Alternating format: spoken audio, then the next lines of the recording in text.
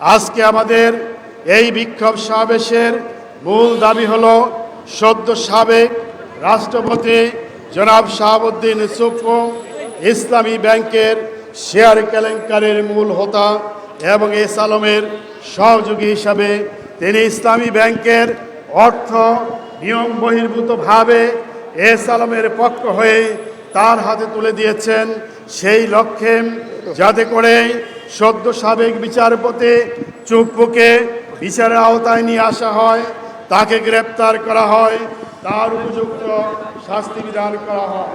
সম্মানিত গ্রাহক মণ্ডলী, সুধী মণ্ডলী, আপনারা জানেন সদ্য সাবেক রাষ্ট্রপতি পদত্যাগ করার পরে বিভিন্ন মহল থেকে তার বিচারের দাবি উত্থাপিত হয়েছে। তাকে গ্রেপ্তারের জন্য বিভিন্ন সংগঠন দাবি জানিয়েছে। সেই প্রেক্ষিতে চুপ্পু সাহেব বলেছেন তিনি সংবিধানের ৫১ অনুচ্ছেদের মাধ্যমে তিনি দায় মুক্তি লাভ করেছেন, কিন্তু সংবিধানের ৫১ অনুচ্ছেদের ১-এ বলা আছে যখন তিনি রাষ্ট্রপতি থাকবেন তখন তার কোনো কৃতকাজ অথবা কোনো অকৃতকাজের জন্য তাকে জবাবদিহি করতে হবে না।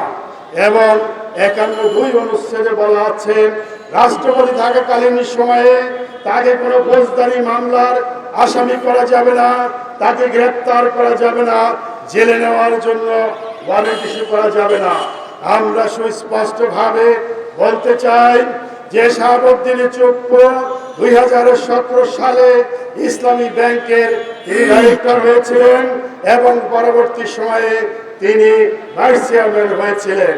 এস আলমের মালিকানাধীন কোম্পানি জেএমসি বিল্ডার্সের মাধ্যমে তার জেএমসি বিল্ডার্সের প্রতিনিধি হিসাবে এস আলমের সহযোগী হিসাবে তিনি ইসলামী ব্যাংকের পরিচালক হয়েছিলেন। সেই জন্য তিনি যে শেয়ার কেলেঙ্কারি করেছেন সেই শেয়ার কেলেঙ্কারি যেহেতু রাষ্ট্রপতি হওয়ার পূর্বের ঘটনা, সেই কারণে সংবিধানের ৭১ অনুচ্ছেদে তিনি দায় মুক্তি পেতে পারেন না।